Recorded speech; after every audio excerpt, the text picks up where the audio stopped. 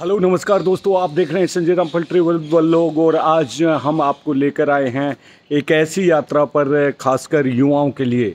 जी हाँ दोस्तों, आज हम आपको ये बताएंगे कि फ़र्स्ट एड की क्लास कैसे होती हैं। और तो इसी के लिए आप हमारे साथ बने रहिए।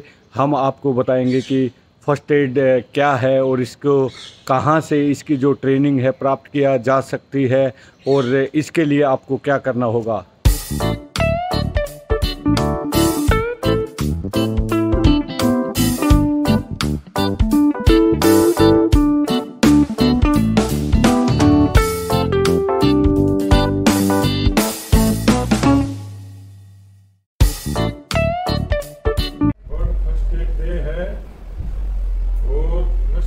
के बारे में ही आज बात करेंगे। कुछ बच्चे कॉलेज के भी हैं, कुछ क्लास के भी हैं जिनकी फर्स्ट एड की ट्रेनिंग होनी है। तो first ad world first aid day ये सन 2000 से शुरू हुआ। IFRC international federation red cross ने शुरू की थी। फर्स्ट एड उत्सव मनाया जाता है, इसके बारे में जागरूक किया जाता है, हर आदमी तक जन जन तक पहुंचने की कोशिश होती है कि जितने बच्चों को, जितने ज़्यादा से ज़्यादा लोगों को फर्स्ट एड के बारे में बताएंगे उतनी ही जागरूकता फैलेगी। अपनी जगह प्लीज अपना राइट हैंड है उसको आगे रखें और मेरे पीछे पीछे बोलेंगे सभी। मैं शपथ लेता हूँ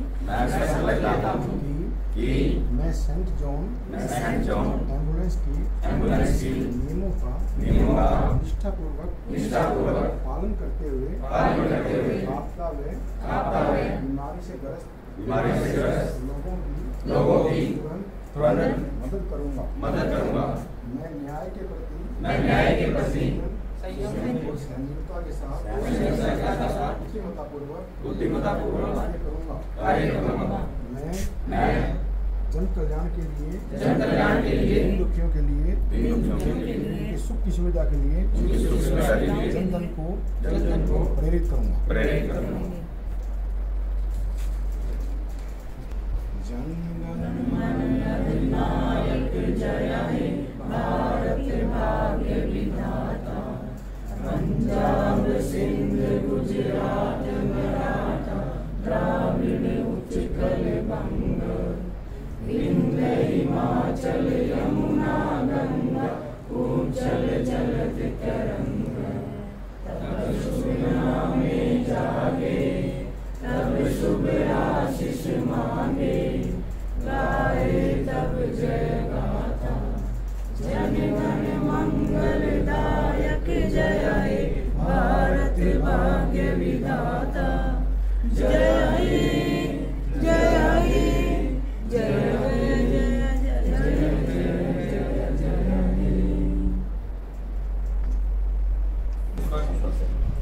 आज फर्स्ट एड डे है, तो इसमें फर्स्ट एड की बातें की जाएंगी।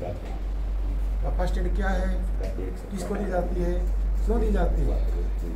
फर्स्ट एड, फर्स्ट माने पहला, एड माने सहायता।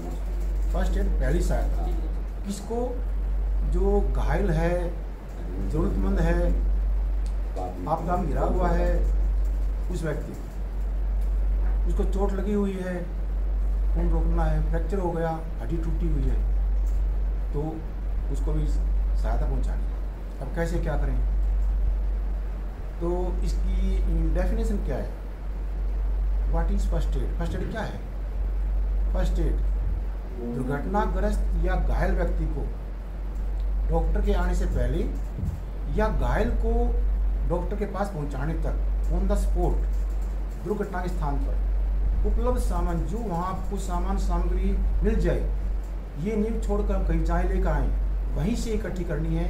जो मिल जाए उसी से हमने उसकी सहायता करनी है, उसका खून भी रोकना है, और जो हड्डी टूटी हुई है या जो भी हमने कार्य करना है वहीं से सामान लेकर के उससे करना है, वो क्या कहलाएगा, फर्स्ट एड।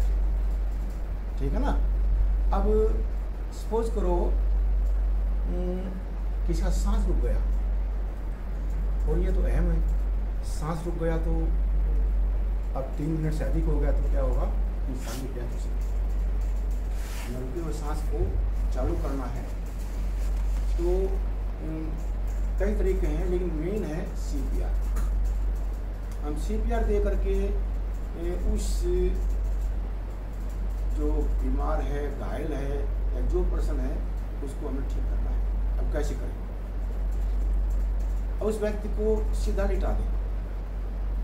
जैसे मान लो रोड पे घायल हो गया हो और सांस रुक गया, खून में निकला हुआ है, तो क्या करेंगे, साइड में ले आएंगे, दाएं बाएं जो जगह सेफ है, और आसपास कोई है उसकी सहायता ले लेंगे, या नहीं है तो आपने खुद करना पड़ेगा। क्यों? इंसान को बचाना है, जीवन अनमोल है। तो साइड में ला करके फिर क्या करें, उसको सीधा लेटाएं, जो गर्दन है उसको थोड़ा ऊंचा कर दें। जैसे हमारी डमी है पीछे, आप देख रहे हो,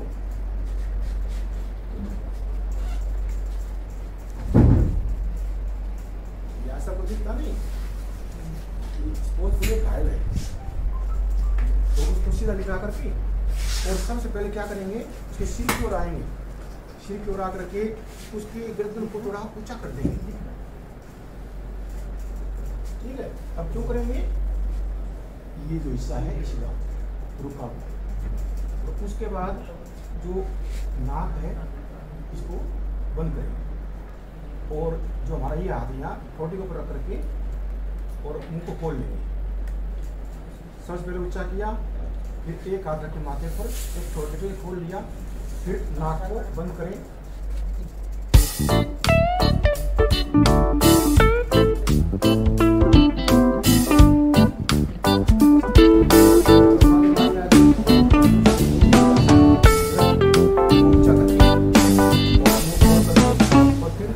चेस्ट है इसके बीच में कहाँ, या तो अपना हाथ जहाँ गला है इसके पास हड्डी है, यहाँ हाथ लगाइए, एक लास्ट में लगाइए बीच में, या जो निप्पल है इनके बीच में, सेंटर में हमने अपना हाथ रखना है। एक हाथ नीचे, जो हाथ आपका चलता है, राइट हैंड है या लेफ्ट जो भी है चलता है, ये हिस्सा बीच में रखें। सेकंड से यहाँ इसको बांध लें और दोनों कोण यहाँ सीधे रखें, और इसके ऊपर दबाव डालना है।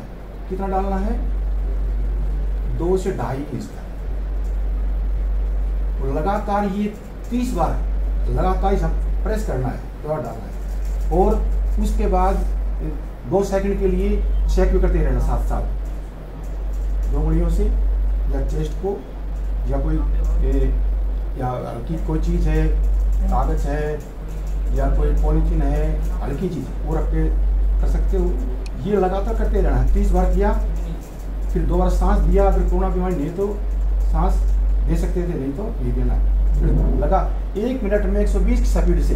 वही गाइडलाइन है, सांस नहीं दे सकते, ठीक है ना, और वो 1 मिनट में 120 तक स्टॉप है। तो ये लगातार करते रहना है। कब तक? जब तक उसका सांस चालू न हो जाए, या वहाँ डॉक्टर न आ जाए, या हम जो रोगी है उसको डॉक्टर के पास न पहुँचा दें। एम्बुलेंस में है तो करते रहना है, एम्बुलेंस नहीं है तो वहाँ, लेकिन आप कर रहे हो, थक गए, आप थक जाएंगे, आपके पास में कोई और है उसको समझाना आप कैसे, देख तो रहा है, समझाना भी ऐसे हाथ लगा करके, ये दबाव डालो, आपने काम करना है, वो दबाव डालता रहेगा। ये दबाव लगातार करते रहना जब तक उसकी जान न बचे, जब तक डॉक्टर न आ जाए, जब तक डॉक्टर के पास न ले जाए, जब तक मेडिकल में न ले जाए। ये क्रिया करते रहना है और उस इंसान को बचाना। घबराना नहीं है, घबरा गए तो आप कुछ भी नहीं कर सकते। कुछ समय निडर होकर के, आप डॉक्टर नहीं है, भगवान नहीं है, लेकिन आप लग जाओ, करोगे तो आप सक्सेसफुल, इंसान की जान बचा सकते हो। अपने अंदर घबरा के कोई काम नहीं कर सकते। घबराहट को छोड़ करके अब वो काम करना है, बचाना है, मेरे को आता है, ठीक है, कर सकते हो।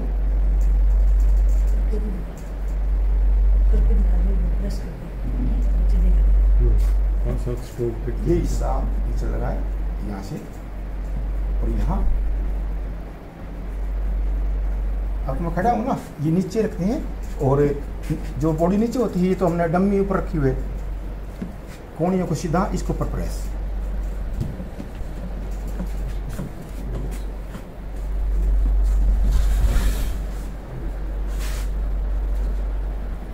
ये देखो, ये दोनों गोटे पूरे शरीर का वजन आगे होना चाहिए।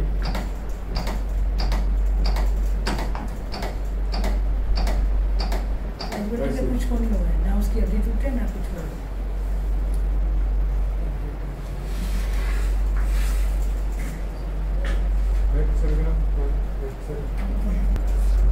अंदरूनी होती है, बाह्य होती है। खून को हमने रोकना है। अंदरूनी हम रोक नहीं सकते, बाह्य आएगी उसको रोक सकते हैं, लेकिन जान हमने बचानी है। खून की तो एक एक बूंद जो वेस्ट होगी वो शरीर के लिए घातक है, ठीक है ना। तो यूं ही कहीं चोट लगी है, मान लो हाथ पे चोट लग गई, तो हमारे पास साधन है। साधन क्या है? कपड़ा पट्टी है। तो क्या करें, जहाँ घाव हुआ है, जहाँ कोई चीज़ लगी है, जहाँ से खून बह रहा है, वहाँ उसको लपेट देंगे। सपोज करो कोई चीज़ नहीं है, कपड़ा भी नहीं है, पट्टी भी है, कोई चीज़ नहीं है, और हाथ में चोट लग गई या हाथ कट गया आगे से और खून को नहीं लगा, रास्ता निकल गया। हमने फिर भी कोशिश की है, भाई हाथ से भी पकड़ा हुआ है, कोई कपड़ा मिल भी गया, वो लपेट दिया वहाँ, और फिर भी खून रुकता नहीं है, तो क्या करें?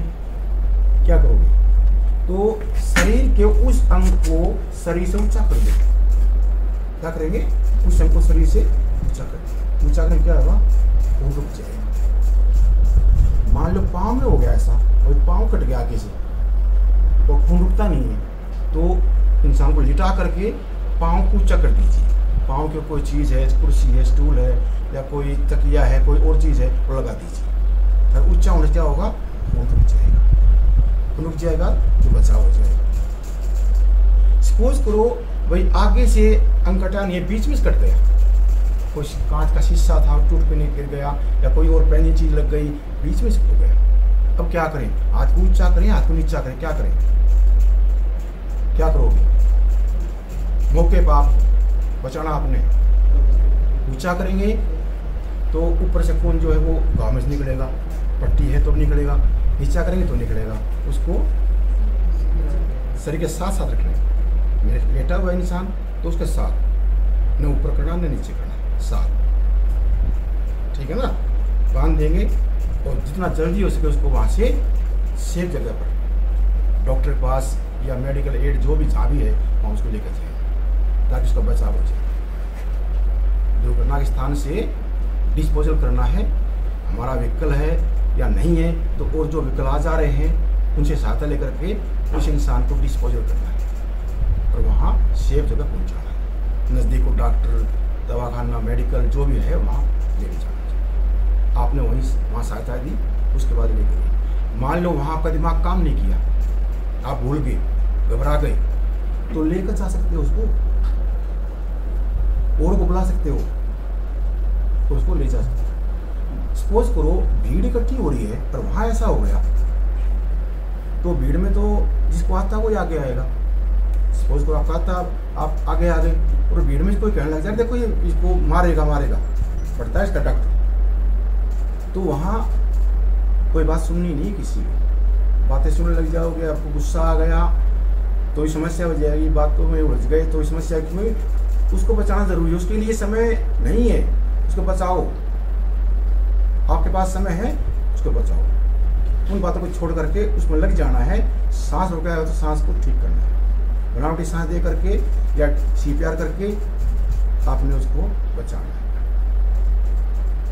तो वहाँ से लेके जाना है। खून निकल रहा है, खून को रोकना है कपड़ा पट्टी से। सपोज करो उंगली कट लग गया, तो क्या करते हो आप? वहाँ उसको दबाते हो, या कोई साफ पानी है, पानी डालते हो, या कपड़ा पट्टी लगाते हो, ये करते हो ना। तो या कई बच्चे क्या करते हैं, अभी उंगली कट गई, मुंह में लेते हैं। क्यों लेते हैं मुंह में? खून पीते हो या खून पीते हैं बच्चे? नहीं। जब हमारी उंगली मुंह में लेने से क्या होगा, तालवा है और जीभ है, दोनों से टच हो, तो आगे ऐसा क्या हो जाएगा, ठंडा हो जाएगा। ठंडा हो जाएगा तो खून बाहर नहीं आएगा, ठीक है ना, ठंडा होने से। ऐसे ही दबाने से वैसा हो जाता है। या आता ये हिस्सा है, हमने यहाँ इस गन को रख लिया तो वैसा हो जाएगा। कपड़ा पट्टी से होता है, मुंह डालने से होता है, या पानी डालने से होता है। साफ पानी हो, कपड़ा हम जो बांध रहे हैं ना, मान लो इमरजेंसी है, कपड़ा पट्टी में लपेट रहे हैं, तो चॉइस आपने करनी है भाई कपड़ा साफ हो, कम से कम कलर का है कोई बात नहीं, जो भी है, लेकिन साफ तो है, वो हमारा मौके पे आपने चॉइस करनी है। जैसे डॉक्टर कहते हैं सफ़ेद सूती कपड़ा हो, पट्टी सफ़ेद सूती कपड़ी होती है, लेकिन मौके पे नहीं है, तो क्या वो रंगीन कपड़ा है, कलर वाला है, क्या वो नहीं लगाओगे? आपने उस समय खून को रोकना है। जहाँ घाव है, स्किन खाज चमड़ी कट गई, वहाँ से खून बह रहा है, उसके ऊपर वो कपड़े उसको लपेट दीजिए ताकि खून रुके। और वहाँ लपेट दिया क्या होगा, जो खून बाहर आ रहा है वो क्रोट्स बना करके और वहाँ पपड़ी से जम जाएगी, तो खून और बाहर आना बंद हो जाएगा, उस चीज का बचाव हो जाएगा। एक स्वस्थ इंसान में कितना खून होता है पता आपको? शरीर के वजन का 12 सपोज करो किसका वेट 60 kg है, तो 12 से भाग करेंगे क्या होगा, 12 5 60, लगभग 5.5-6 kg का आसपास होता है, ठीक है ना। और आधे से ज्यादा खून निकल जाए चोट लगने से तो समस्या भयंकर हो जाती है। मौके में खून नहीं मिले तो समस्या बढ़ जाती है, ठीक है ना। तो हमने कोशिश करनी है इंसान को बचाने के लिए, भाई उसका खून रोक के सांस को ठीक करें। मेन 2 चीजें हैं, खून और सांस। खून अधिक निकल गया तो समस्या बढ़ेगी, सांस निकल गया तो फिर जीवित होगा कैसे। और देखो एक्टिविटी करने से कहीं रुकावट है, रुकावट दूर हुई तो सांस चालू हो गया। हमने उसको बचाना है, ठीक है ना। ये हमारा ध्येय है, भाई हमने बचाना है उसको जैसे तैसे, ठीक है ना। तो हम बचा सकते हैं। और घबरा गए तो खड़े रहो, फिर तो आप भी घबरा गए और वो तो है। किसी घर में ऐसा हो जाए तो वहाँ कपड़ा पट्टी लेके पहले तो खून को रोकी, तो उसके बाद जल्दी स्कूल लेके जाइए, वेट ना कीजिए किसी की। तो लेके जाने के साधन, मान लो गांव है या कहीं ऐसी जगह है वहाँ कोई साधन नहीं ले जाने का, तो अपनी हैंडशीट बना करके उसको लेके जाना पड़ेगा। कपड़ा पट्टी लपेट दी, खून रोक दिया या सांस भी ठीक कर दिया, उसके बाद उसको पहुँचाना भी है। पहुँचाओ कैसे कि व्हीकल आपके पास, खुद का व्हीकल तो ले जाओ, खुद का नहीं है और कोई व्हीकल है अपने हेल्प ली किसी की तो उससे ले जाओ, नहीं तो क्या है हैंडशीट बना करके, हैंडशीट बना करके तो ले जाएंगे। तो हैंडशीट कैसे बनती है, पाँव में फ्रैक्चर हो गया, दोनों पाँव में चोट लगी हुई है, हाथों में लगी हुई है या रीढ़ की हड्डी में चोट लगी हुई है, तो अलग अलग है। 2 हैंडशीट, 3 हैंडशीट, 4 हैंडशीट, तो आप में से 2 बच्चे आ जी जाए। लागे आओ। अच्छा, तू भी आ जा। अब सेकंड हाथ से कलाई पकड़ो, तो अभी अब घूम जाओ दूसरे को, ये लग जाकर खोल लेते आप। अब सेकंड जो आपके साथ है ना, इसकी खोलना पड़ेगी, खोलो बड़ी खोल ये में डालो। हो गई, हो गया ना। आपको मैं एक छोटी सी कहानी सुना देता हूँ, फिर तो हंसोगे ना, हंस लोगे ना। बाकी देखो हमारे जैन साहब बड़े माइंडेड हैं, ज्ञानवान हैं, ये बच्चों को हंसाते भी रहते हैं, उनका ज्ञान ही बढ़ाते हैं। लेकिन मैं छोटी सी एक सुना देता हूँ। देखो बहुत पुराने समय की बात है, एक ने अपने लड़के की शादी कर दी, पैसे हुआ नहीं करते, बहुत कम हुआ करते, कर्ज ले लिया।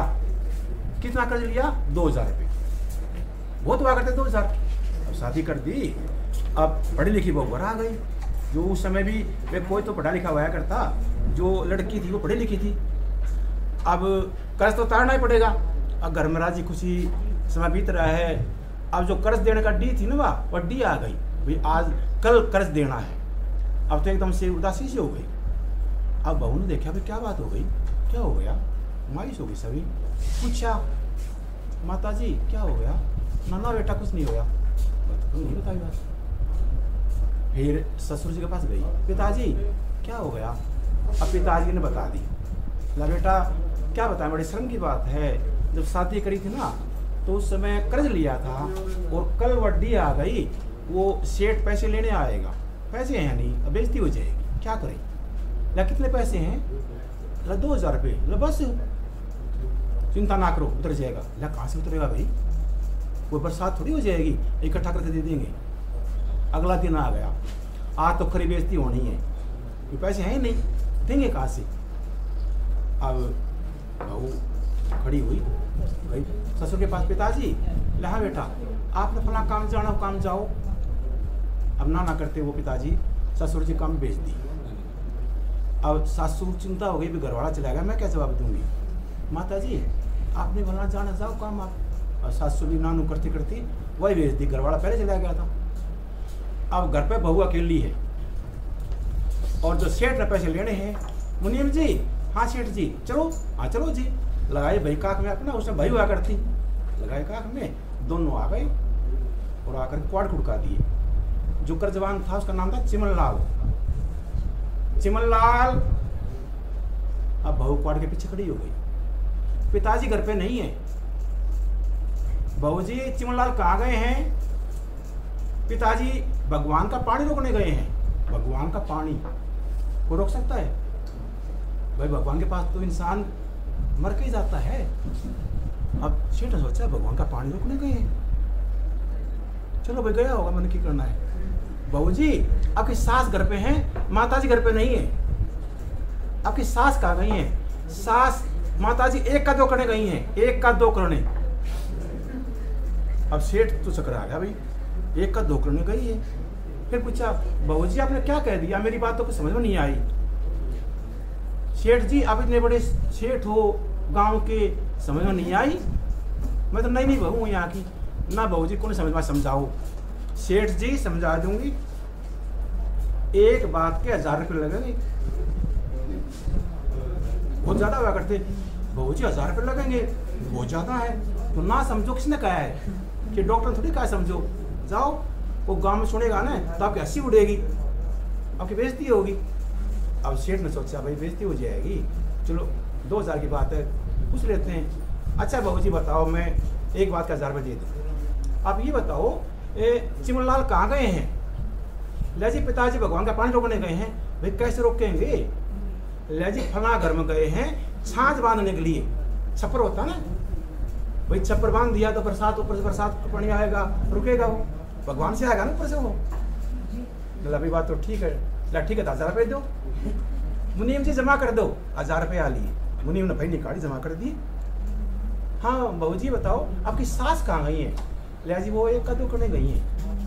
वे कैसे करेंगे 1 का 2?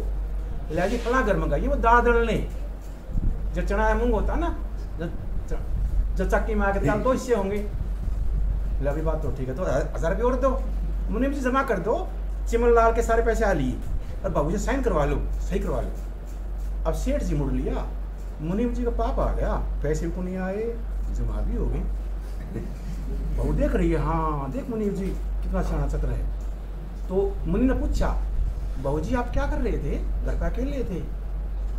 मुनीम जी 1 को पटक के आई हूँ, 1 को झटक के आई हूँ और 1 को काटने का विचार था, इतने माप आ गए। मुनि डर गया, भाई तो काट पीट कर किसने है ये? तो ले जी साइन करो, करा के साइन सेठ के पीछे हो लिया। अब जो सास ससुर काम पर गए हुए थे वो वापस करना आए काम करके। पूछा बेटा वो सेठ जी आए थे? हाँ जी आए थे, क्या हुआ? या उनका कर्ज उतर गया? अरे भाई कैसे उतरेगा? या जी नून उतर गया।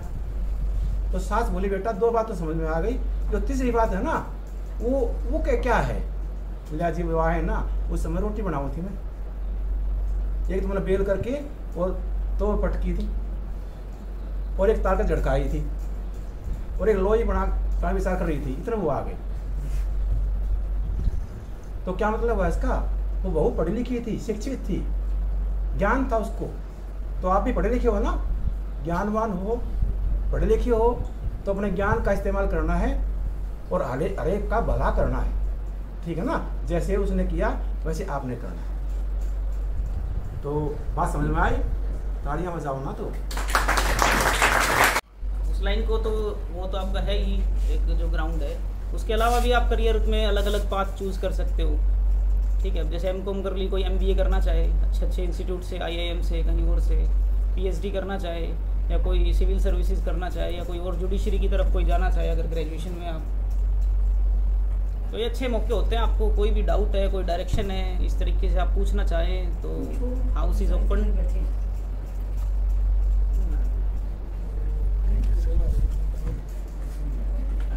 ऐसे गीता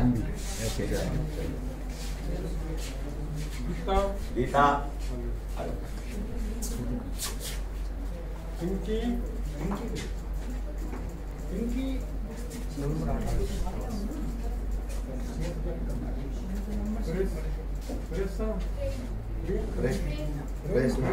प्रेरणा, हाँ प्रेरणा।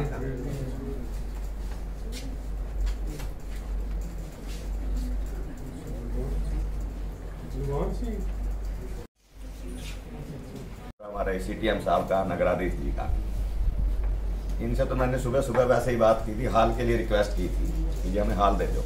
कहने लगे हाल नहीं देता ना तुम्हें, तो जब मैं टाइम भी दूंगा और जितना टाइम मांगोगे उतना टाइम दूंगा।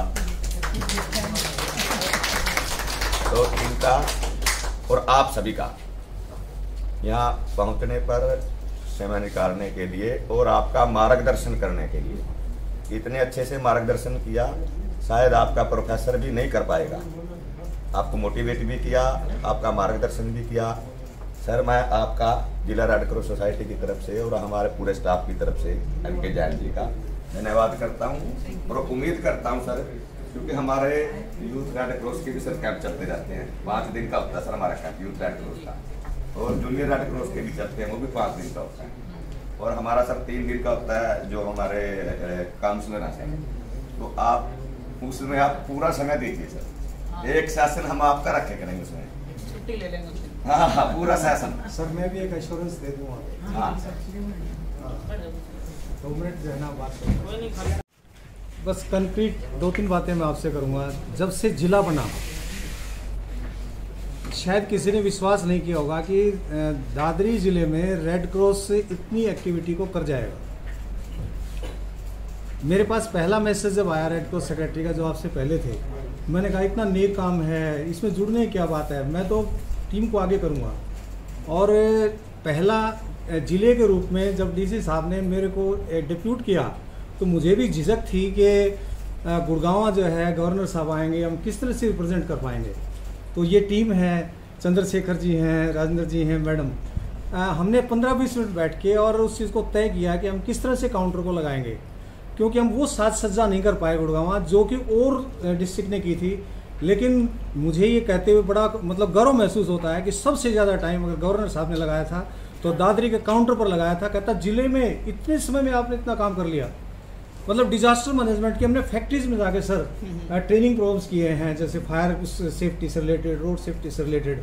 और उसके बाद में जितने भी ट्रेनिंग प्रोग्राम जो जिक्र कर रहे हैं, हर एक ट्रेनिंग कैंप को मैंने अटेंड किया है। और अभी भी जो परसों जाने का प्रोग्राम था, हाँ। जैसे ही सेक्रेटरी साहब ने डिप्यूट किया, आई वाज देयर। और मुकेश अग्रवाल जी अक्सर दादरी के बारे में कहते हैं कि बड़ा पोटेंशियल है रेड क्रॉस एक्टिविटीज़ में। तो मैं अपने विद्यार्थियों की ओर से सर आपको आश्वस्त करता हूं कि एक तो सबकी जो है कॉमर्स के जो स्टूडेंट्स हैं उनकी फर्स्ट एड ट्रेनिंग जो है वो सब बच्चे तैयार हैं, उनका किसी तरह से मैं कोऑर्डिनेट करके इनसे बात करूंगा। और एक जो कुछ एक तो फैक्ट्रीज़ हैं उनमें जाके हम फायर सेफ्टी से रिलेटेड अगर कोई प्रोग्राम करेंगे तो उससे, और रोड सेफ्टी इसके लिए, हाँ ग्रुप में एडमिनिस्ट्रेशन ग्रुप में ऑलरेडी डाल दिया सीटीएम साहब ने। तो सीटीएम सर की बातें सुन के एक जैसे मैं तो एक जैसे अपने आप को कहता हूँ मैं तो एज्ड आदमी हो गया, लेकिन इन स्टूडेंट्स को देख के मैं बिल्कुल जो है ना यंग महसूस करता हूँ। I am 59+। लेकिन आज सर की बात सुन के करना है कि अगर मैं ढीला पड़ जाऊँगा तो एक टीचर अगर बैठ जाएगा तो विद्यार्थी सो जाएगा, ये अप्रोच लेके मैं चलता हूँ। और विद्यार्थियों को जैसे ही मैंने कहा कि आपको वहाँ पहुँचना है, एक बहुत अच्छा प्रोग्राम है, तो विद्यार्थी पहुँचे हैं, वो भी निश्चित तौर पर बधाई के पात्र हैं और मुझे यहाँ पर बोलने का मौका दिया, उसके लिए मैं जिला प्रशासन का, सीटीएम सर का और रेड क्रॉस सोसाइटी का बहुत आभार प्रकट करता हूँ। धन्यवाद। और मैं यहाँ पर जितने बच्चे बैठे हैं, मैं एक बात आपको बताना चाहता हूँ। सबसे छोटी रेड क्रॉस है हमारी, 6 आदमी का स्टाफ है सिर्फ सर हमारे पास, और हमारे पास सिर्फ कैबिन है, सीढ़ियों के नीचे बैठे हैं हम सारे के सारे। लेकिन ये हमारे लिए बहुत गर्व की बात है कि जिला रेड क्रॉस सोसाइटी ने 2.25 करोड़ रुपए का सामान उसके कोविड के दौरान और उसके बाद सिविल हॉस्पिटल में डोनेट किया है। 2.25 करोड़ रुपए का सामान, अभी 20 लाख रुपए की मशीन दी है। जैसी एम्बुलेंस 85 लाख रुपए की 2 एम्बुलेंस दी है, जैसी मेदांता के सामने खड़ी होती है, बिल्कुल आपके हॉस्पिटल में खड़ी है। 20 लाख रुपए की अभी एक्सरे मशीन लगवाई है 15 दिन पहले। तो इसके लिए सर प्रशासन का, आपका सबका बहुत बहुत धन्यवाद। इन्हीं का सहयोग रहता है कि कहीं से हमें पैसे डोनेट करवाते हैं, फिर उसके बाद सिविल हॉस्पिटल में डोनेट करते हैं। तो इसके लिए सर आपका बहुत बहुत धन्यवाद, प्रशासन का बहुत बहुत धन्यवाद, और आप सभी का बहुत बहुत धन्यवाद। एक और बात भूल गए आप, क्या सर? अभी जो हर घर तिरंगा चल रहा था, हाँ जी। हमारे लगभग 1.5 लाख के आसपास हमने झंडे प्रोक्योर किए थे, वो भी रेड क्रॉस का भी उसमें अहम योगदान था। हाँ। तो प्रोक्योरमेंट में, डिस्ट्रीब्यूशन में रेड क्रॉस ने बहुत अच्छा रोल प्ले किया। और जब से मैंने ज्वाइन किया है जनवरी 2022 से चरखी दादरी में, तो रेड क्रॉस का जो भी प्रोग्राम होते हैं वो बड़े अच्छे होते हैं, बड़े कोऑर्डिनेशन के साथ कंडक्ट किए जाते हैं। और इस संस्था ने, जैसे कि इनके पास रिसोर्सेज की भी कमी है, हमारा नया जिला बना है, धीरे धीरे चीज़ें आएंगी, लेकिन चीज़ें आएंगी वो बात अलग है, रिसोर्सेज लिमिटेड हैं, बट इनकी जो intention to serve the society है वो बड़ी, मैं समझता हूँ कि हरियाणा में शायद सबसे ज़्यादा होगी। ठीक है सर।